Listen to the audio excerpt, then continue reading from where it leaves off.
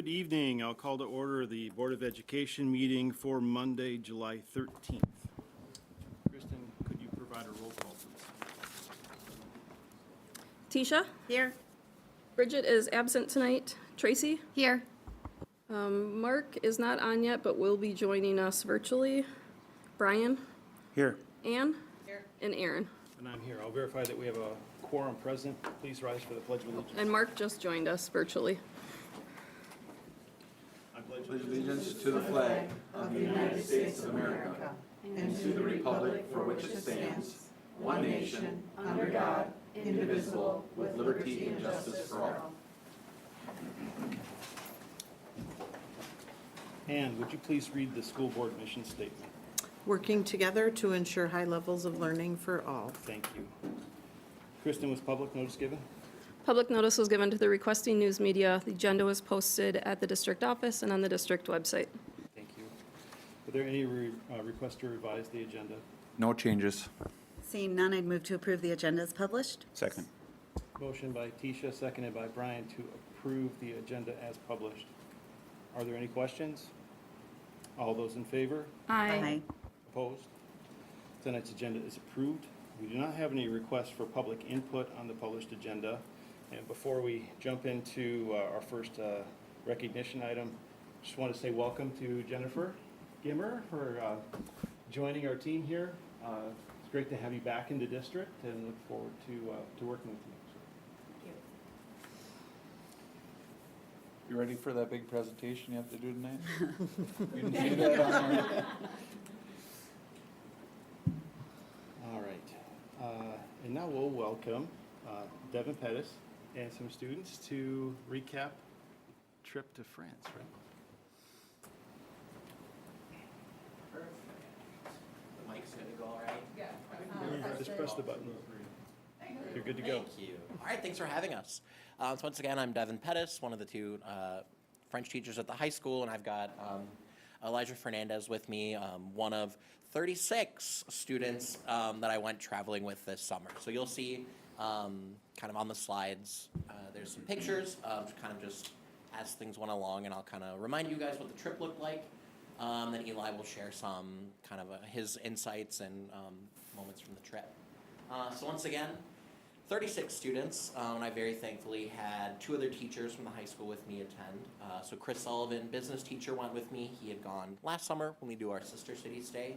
And then Katie Johns, our family and consumer ed teacher, went with me as well. So on June 9th, we left here from Onalaska High School bright and early at about 8 a.m. We drove to Chicago, flew across, and then we hit the ground running. We stopped in a little city for lunch, kind of get our feet wet, get some food in us, and then we went to Normandy.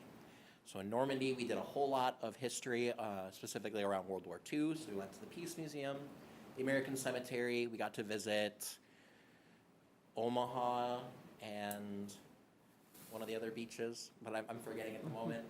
We got to visit some of the beaches. We got to visit some of the German bunkers that they had established there with the Iron Wall. From that region, we went a little bit west. We stopped off in the city of Saint-Malo, which has a really neat old city with the walls right on the ocean there. And then we got to go to Mont Saint-Michel, an old abbey. And again, that's the kind of place that you think of where 200 years ago, if it was high tide, you're out of luck. You can't get there, can't get out of there. Luckily, they have a highway now, so we were able to get there just fine. From there, we went south and got to visit a couple castles. We got to visit Chateau Amboise, Chambord, which is the one in the pictures over the bridge, and then, or no, that's Chenonceau, and Chambord, which is the gigantic, massive one that we were frying in an open field.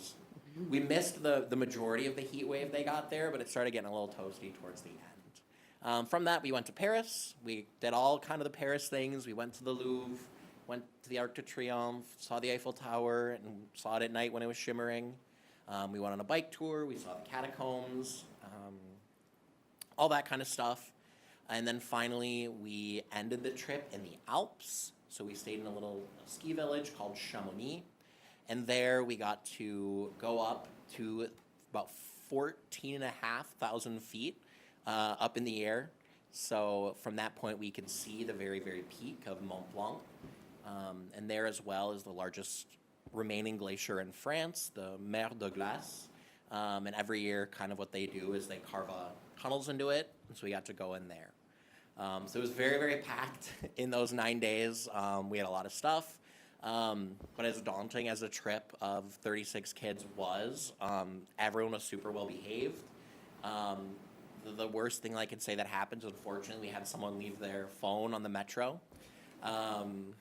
which the other students weren't super surprised that that's what happened to him. But otherwise, like, behaviors were awesome. Everyone was in a good mood. Everyone was ready to go. Like, everyone got along really well. I heard French along the way, which is not something that always is so apparent. But even, Katie Johns and Chris Sullivan was like, you actually do teach them stuff. That's really cool. So I'll pass it off. I asked Eli to prepare for a couple of questions. So Eli, what was your favorite part of the trip? By far, my favorite part was the last place that we stopped in, Chamonix. Up in the Alps, that's the most, just waking up and seeing the sun come up over the mountains, and when you go back to sleep, seeing it fall back over on the other side. Getting up to go thousands of feet up in the air was really scary, but it was really fun. And just that area, I got to walk the town a little bit with some friends, and yeah, I would say that was probably the best part for sure. And what was one thing that was like a cultural difference or like a lifestyle difference that you noticed while you were there that is different than maybe how we do things here in Alaska or in the U.S.? I would say like eye contact. Like kind of when you find someone, you normally give them a little nod, give them a little smile or something. With them, blank face, you just make eye contact and just keep walking. Like there's no recognition or acknowledgement when you're walking past them, which a lot of people actually like. So they were thankful for on the trip. They didn't have to. For me, I'm more. I like to just talk to people, interact. So that was a little different for me. But that was something that was definitely different than around here. Like there's no that not Midwestern nice. And then the final thing that I think I asked you to prepare was, were you able to use things that you learned here in Unalaska in France? So either stuff like cultural things or language things in France, and how did that go, those interactions go for you in France? I would say, more than some of the other people I was with, I kind of help them out, especially at restaurants, because they would just like say one word. But thankfully, especially this last year, took it a lot more serious because I knew I was going to France. I was able to, string together actual sentences so they could understand me. And just talking with some random kids on the street, I learned a couple of slang things from the foreign exchange student last year and this year. So I was able to communicate with them more than I thought I would. Eli? Yeah. That's great. I really appreciate it. To have you come and share, the outcome of the trip. We get the trip requests, and then to be able to experience hear a little bit about what the trip's like, and the experience from a student's perspective is really helpful. Thank you for coming. What grades?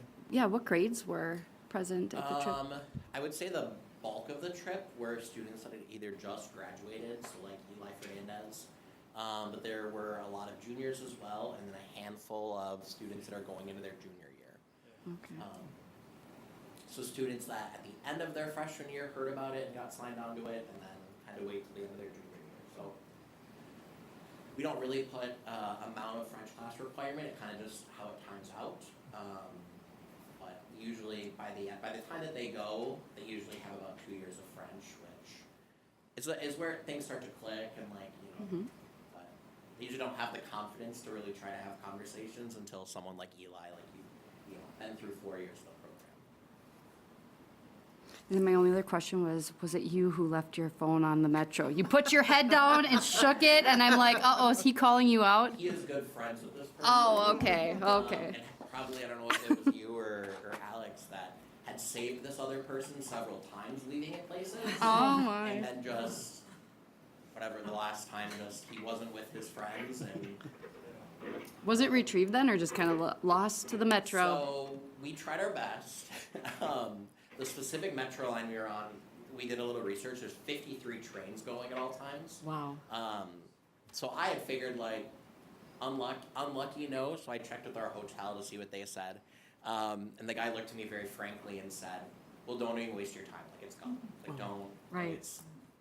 And so he had to do the whole rest of the trip, including the train ride and the bus ride and the plane ride, without anything. So. You use my phone for Snapchat, that's why I'm looking at it now. Thank you for sharing. So I'll close this saying, it takes a lot of commitment on your behalf to organize, to be willing to take 36 students halfway around the world, right, and do it. But it's such an important part of like cultural development and just awareness from as a global citizen. Really appreciate the effort that you and the team are doing. In particular, this one was really special to me because Eli's grade was the first grade that I had as freshmen. So that, the most recent graduating class was the first ones that I had freshmen. I had them their sophomore year, I had them their junior year, and then I handed them off to Blake Doyle for the dual credit program. So it was really cool to get to spend a little bit of extra time with students that I've already spent so much time with and kind of see what they can actually come up with and do. So it was a especially special trip for me. Nice. Very cool.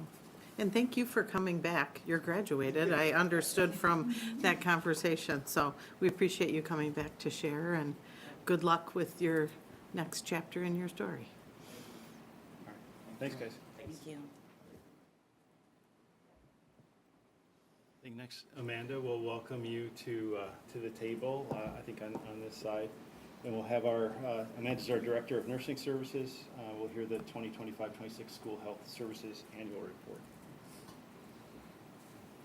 Yeah, thank you for having me again. We will go through all the health services from this past school year.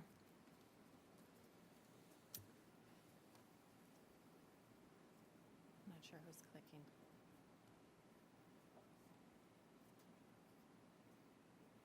I don't know who's clicking. Okay, so like you said, I'm Amanda. I'm the Director of Nursing for the district, and then we have one other nurse, Kelsey, and then we have 5 health paraprofessionals, so one in each of our school buildings that kind of run our health room and do a lot of the hard work with the students.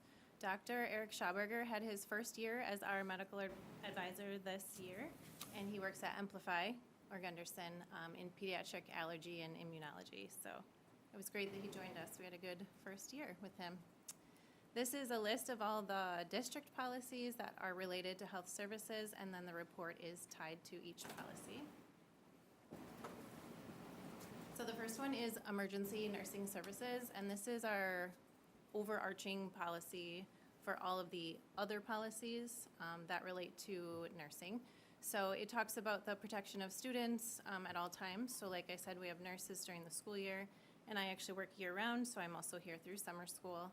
And then we have our health paras, and usually have a couple of them in the summer as well for students.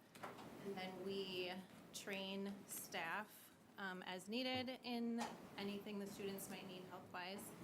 And then in addition to that, for field trips or larger trips, like say the French trip, we check the meds that students are taking on those trips and make sure that everything is accounted for. And we had 288 of those this year, so that was quite a bit. The next policy is Health Services 5310. So this one talks a lot about the screenings that we do in the district, and we do hearing and vision. So we screened a total of 603 students for vision this year and referred 106. And most of those referrals we did get back this year, that the students were seen by an eye doctor, and that was great.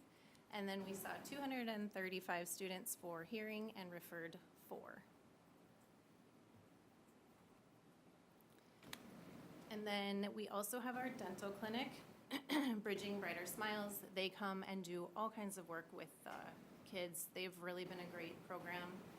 Not only do they do the sealants, but they also do a full cleaning and exam and recognize a lot of dental issues early. So it's been really great to have all the additional services that they have brought us.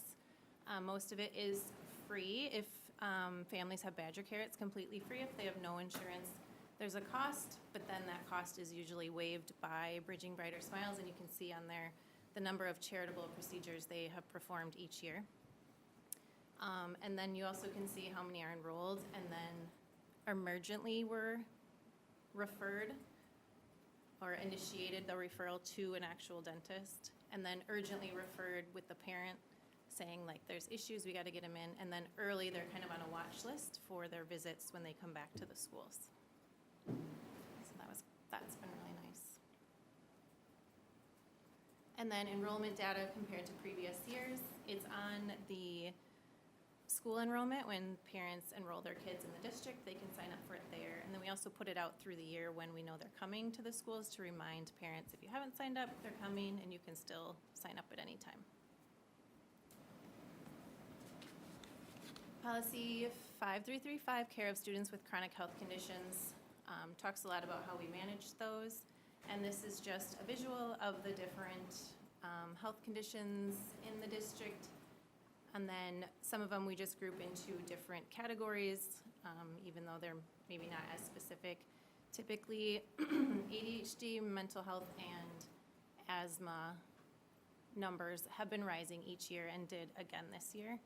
And this year, if I remember correctly, we had 40 students with health plans. So that's more of a serious health issue that we might need to have students see a teacher about, or a teacher might have to do some kind of intervention. So we have it laid out specifically, so anyone could help in the moment before, like, a nurse could get there.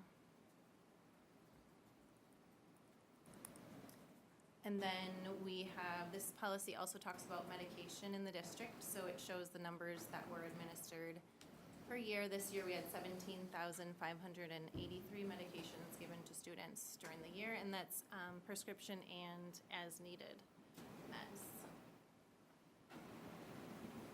And then it is broke down per school, so you can see which schools are giving kind of how many meds. It generally stays the same. Sometimes it depends if we have more kids with broken bones that need more Tylenol, and things like that can really change it. Then we always track medication errors because we do give a lot of meds, so we want to make sure that everything is going well. Most of the time it's our health pairs administering the meds, so we like to track this.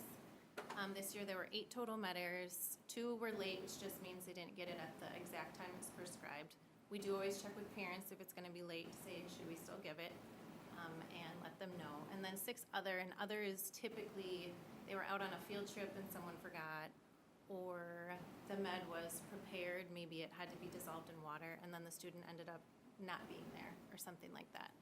And then any med errors we fill out a form, or whoever would have the error fills it out, so then the nurses review it and go back and talk to them about how it happened and how we can improve, and then parents are always notified as well. Policy 5330.01, delegation of care. So this talks about the nurses delegating different medications and procedures to staff. We had 38 student-specific meds or procedures that we delegated to 240 different staff members this year. Could have been office staff, admin, coaches, paras, things like that. And then all district staff are trained in epinephrine, the auto injectors, and then inhalers, which are the bronchodilators. And then we also did naloxone nasal spray this year to certain staff as well. And then 8450 talks about control of different diseases, and this, we really work on immunizations throughout the year to keep everyone with their required vaccines and reaching out to make sure people are getting them. Our goal every year is 99%, and we met that this year, so that was exciting. 131 of our students have immunization waivers where they have signed a form saying they're not getting the school-required vaccines, but that is either personal, religious, or medical provider choice, and they can just sign that off. So they are counted as compliant.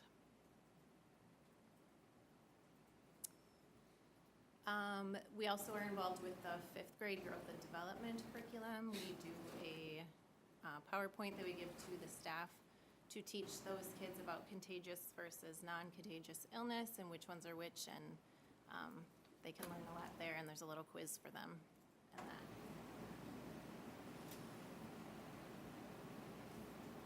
Um, 5340 talks about student accidents and concussions. So we track our injury numbers. So you can see here the total number of students is up there, and then the total number of injuries per year and then broke down per building of where they occur. So we had 2,421. Nothing major that sticks out that we had to report this year, though. Then it breaks down peer injuries. We just like to track this to have an idea. It doesn't necessarily mean someone did something maliciously, but just another student was involved. Could be as simple as they threw a ball and it hit somebody else on accident. But we do like to track that, so you can see that here by school. And then locations of where these are occurring, typically recess or outside, so that's always our biggest area. Classroom can be all kinds of things. Kids fall off their chairs or hit their head on their desk, things like that. And then PE is always another one where a lot of them tend to happen. This is just for your information. Each year I remind everyone that we do collect head injury data, and we like to do levels. So level 1 is really minor, and level 3 would be more major, where we needed to get them seen right away. And level 2 is kind of in the middle, so that's how we kind of classify. So the next slide will show more details on head injury. So total head injuries that we had were 736, and it's broken down by school of where they're occurring. So that's just kind of the overarching number. And then on the next slide, here's our level 1, level 2, level 3. So you can see most of them are that level 1 where it's just a minor bump. We may or may not have even contacted a parent depending on how bad it was. If there's a mark, we always call, or if it seems more severe, we always call. So we only had one level 3, which is good. We don't want to see that number high. I also had notes on concussion too. We typically don't have high numbers that occur at school, and this year it was the same as last year. We had 4 that occurred either in recess or PE, so that's good. We're not seeing a lot of those either. And then total health office visits per health office, and then altogether are listed here. They pretty much stay the same, around the same each year of all the kids that come in for any reason, except for scheduled meds. Otherwise, any other visit is tracked in this number. And that is what I have for you. Team, any questions for Amanda? Does anybody else have a question first? Oh. I know you had mentioned when you were discussing policy 5330.01 about the training of staff. When is that training usually done? Is it usually done at back to school, or when do they? Yeah, so the week before students, when we have all staff here, Kelsey, the other nurse, and I spend that whole week going building to building, teaching all the staff to do all of the training. Okay.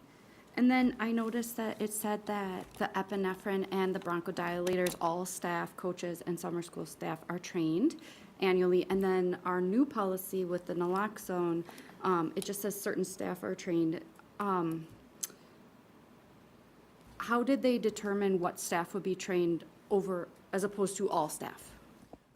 We met and talked about, super important people that would be like custodians, because they're always around after hours, admin, and then office assistants that are always around, health paras. So we really focused on people that might always be around or always be able to respond when called. There's just so much training that we just focused on that this first year. Okay, thank you. Team, any other questions? Okay, this does require board approval. It's an informational. I take that back. It is just for information. Thank you, Yep, thank you. Amanda. Appreciate it. Thank you. Next, we'll turn to board report. We met as a board finance committee prior to this meeting. I'll ask Brian to provide an update. We met tonight at 5 o'clock until the board meeting started at 6. We covered a few things. Two items had to do with working with the city. The first one is there's a practice field right by the high school. They've asked to increase the size of their building. They have to increase the water treatment because of PFAS. It's actually leaking underneath the ground. We're still within the limits.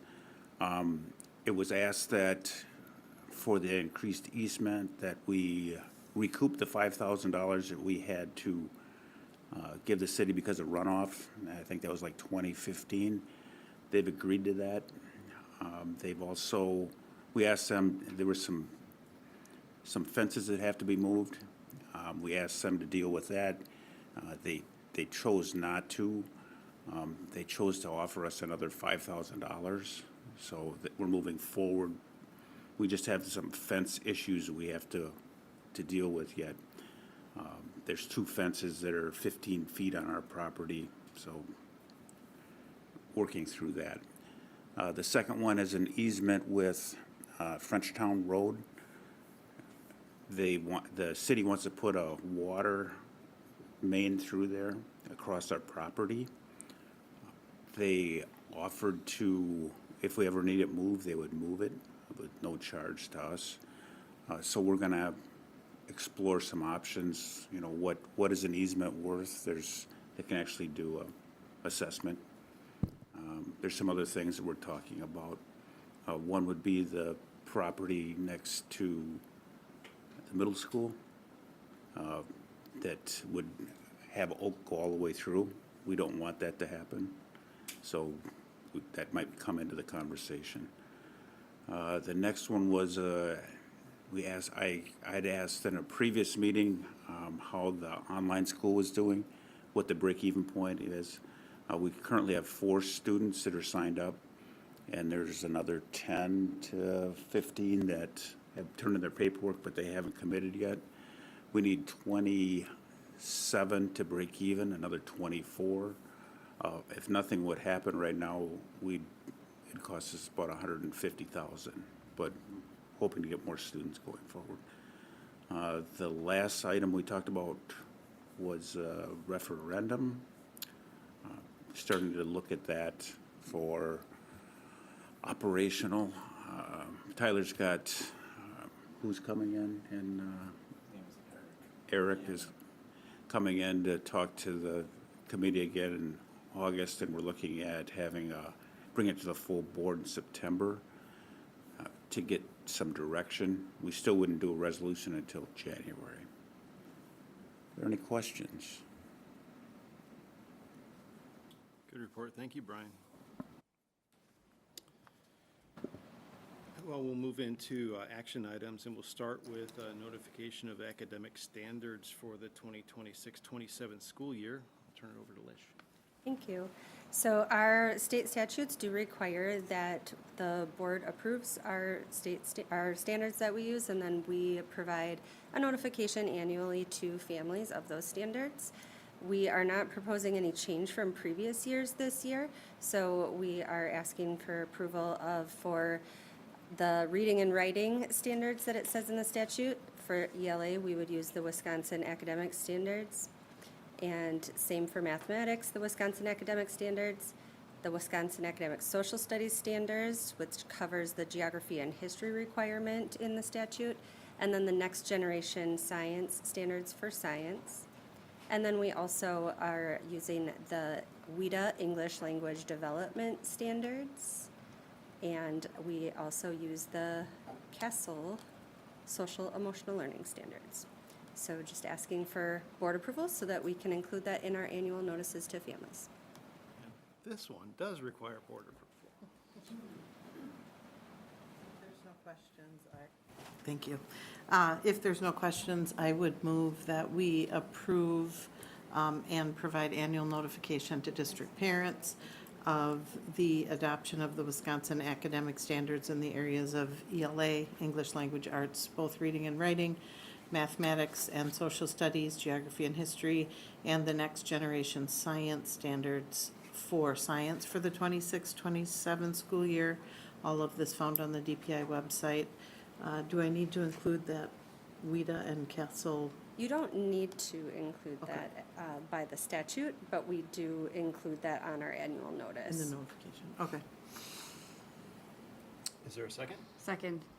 Motion by Ann, seconded by Tracy to approve the notification of academic standards for the 2026-27 school year as detailed in our agenda item read by Ann. covering the subjects of ELA, reading, writing, mathematics, social studies, and next generation science standards for the 2026-27 school year. Are there any questions? All those in favor? Aye. Opposed? Aye. And that is adopted. Thank you, Lish.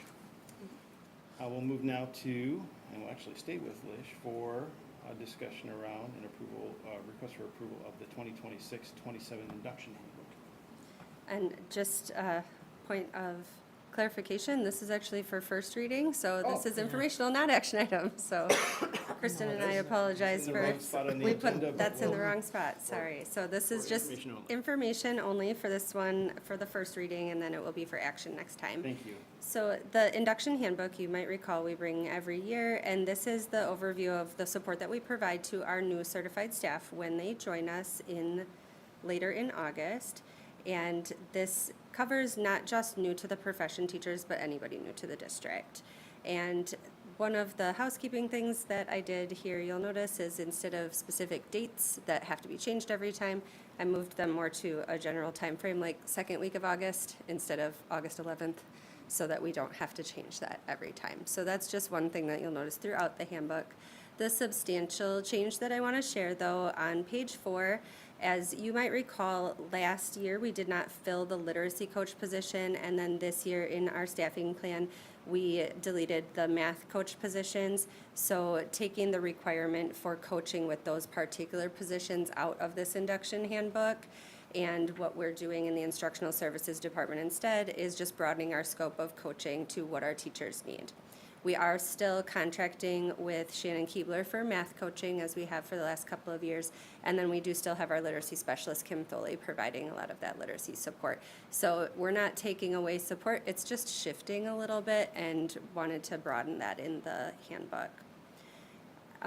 Then just a few adjustments with the seminars being provided. So Sonia and I requested a lot of feedback from our new certified staff last year through that week, and a lot of the feedback we received is just, it's all really good information, but it's so much and it's really hard to digest in such a short amount of time.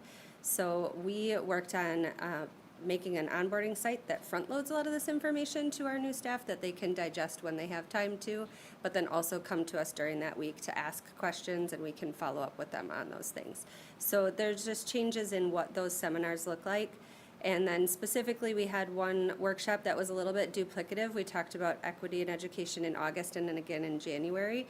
And so the feedback we received was that that was more than what they needed in that particular domain, but not enough of things with how to communicate with families. So we shifted that a little bit, and we'll have a seminar in September to get ready for conferences about just ensuring that we're providing the type of communication our families are requesting from us, specifically through surveys and family rounding.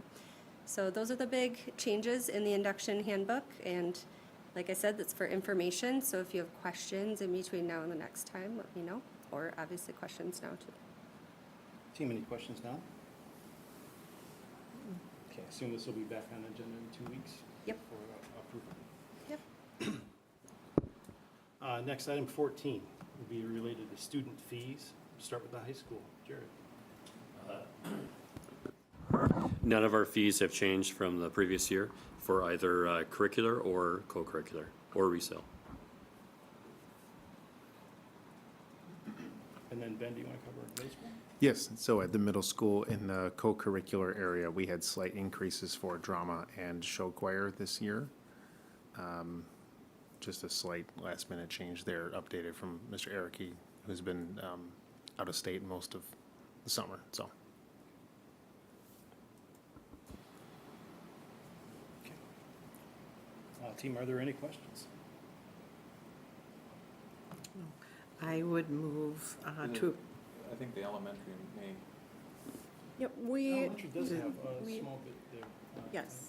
You're saying we do, and I because- can share about that, sure. Please. So for elementary, you'll see that we do not have fees outside of field trips, even those that we do charge for, we provide support for families. We've done a lot of work around folding in costs of school supplies into our building budget, so we are reducing those fees, so that's the Fantastic. elementary update. Thank you.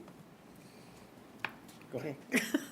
I would move that we approve the list of student fees outlined in enclosure 14 for the 26-27 school year.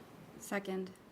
Motion by Ann, seconded by Tracy, to approve the student fees as presented in enclosure 14, student fees for the 2026-27 school year. Are there any questions? All those in favor? Aye. Opposed? Aye. Those are approved. Thank you, team. Mr. Barton will present a request for board approval to enter into an agreement with the City of Onalaska for school resource officer for the 2026-27 school year. Thank you, Mr. President. I've had a pleasure of working in partnership with our friends at the city. It was good discussions. We discussed their desire and goal to eventually get the portion that we pay to 75%. They've had that goal for quite a long period of time. We did agree to move that from 67 to 70 with the idea that this would be a 3-year deal, so it would stay at 70% for the 3 years, and then we would revisit that. We did add some additional language and increased understanding around the idea if an officer was going to be absent, that we would make every attempt, or they would make every attempt to get a substitute. And I thought the conversations were good, and we're increasing the strength of our partnership and relationships with the city, so we appreciate them and their time and what they do for us. Just for clarification, Ben, I know the agenda says 26-27, but this is really an agreement for 3 years from 2026, 27, 27, 28, and then 2028. That is correct, yep. And we both agreed that that was in both of our best interests to not have to do this every single year. I should also let the board know that at this point, they have not assigned who the SRO will be for this year. We will be at the table through the interview process, and we'll have some members that are sitting at this table right now participate in that interview process. Thank you. Team, any questions for Ben or the team? This does require board approval.